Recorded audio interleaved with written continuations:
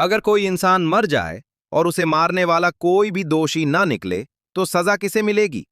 ब्राह्मणों की मौत हुई जहर से, लेकिन जिसने जहर दिया वो भी निर्दोष।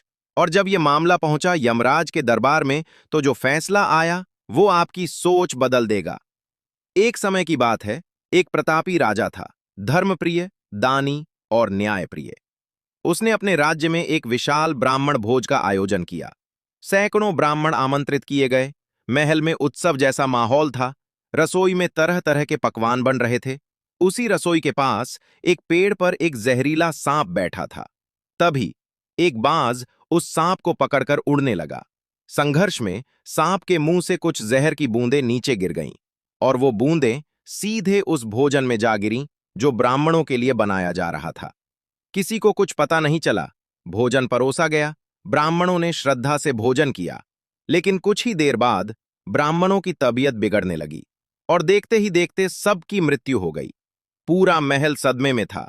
राजा बहुत दुखी हुआ। सवाल, दोषी कौन? राजा परेशान, रसोइये डरे हुए। पूरे राज्य में एक ही सवाल, इस मौत का दोषी कौन है?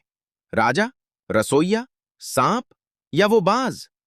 कहानी यमलोक पहुंचती है। यमराज के दरबार में उस ब्राह्मण की आत्मा लाई जाती है। यमदूत पूछते हैं, प्रभु, इस ब्राह्मण की मृत्यु का पाप किसे दिया जाए? यमराज कुछ देर सोचते हैं और कहते हैं, अभी नहीं, सही समय आने दो। कुछ समय बाद कुछ ब्राह्मण उसी राजा के महल की ओर जा रहे थे। रास्ता भटक गए। उन्हें एक औरत दिखाई दी। उन्होंने उससे पूछा, माता, हमें राजा के महल का रास्ता बता दीजिए। वो औरत हल्की सी मुस्कुराई और बोली, हाँ, मैं बताती हूं, लेकिन सावधान रहना, वहां का राजा ब्राह्मणों को जहर देकर मार देता है।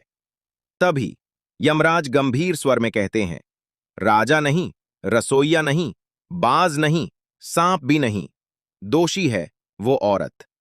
यमदूत हैरान हो जाते हैं, लेकिन प्रभु, उसने तो किसी को मारा नहीं।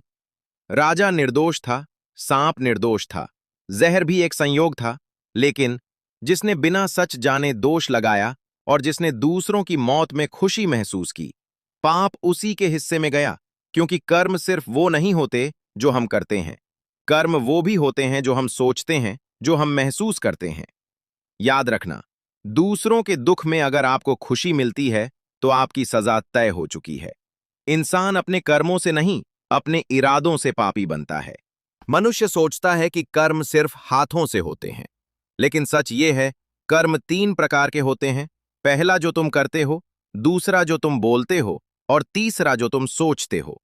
और इन तीनों में सबसे खतरनाक है तुम्हारी सोच, क्योंकि सोच से ही शब्द निकलते हैं और शब्द से कर्म बनते हैं। वो औरत जिसने झूठ फैलाया, उसने किसी को हाथ से नहीं मारा, लेकिन उसके शब्दों ने जहर का काम किया। और सबसे बड़ा पाप वही होता है जिससे किसी का विश्वास टूटे। जरा सोचिए, अगर आज आपके एक शब्द से किसी की जिंदगी बदल जाए तो आप क्या बोलेंगे, सच या सिर्फ अपनी सोच? आप क्या सोचते हैं? आपको किस चीज में खुशी मिलती है? वही तय करेगा आपका भाग्य।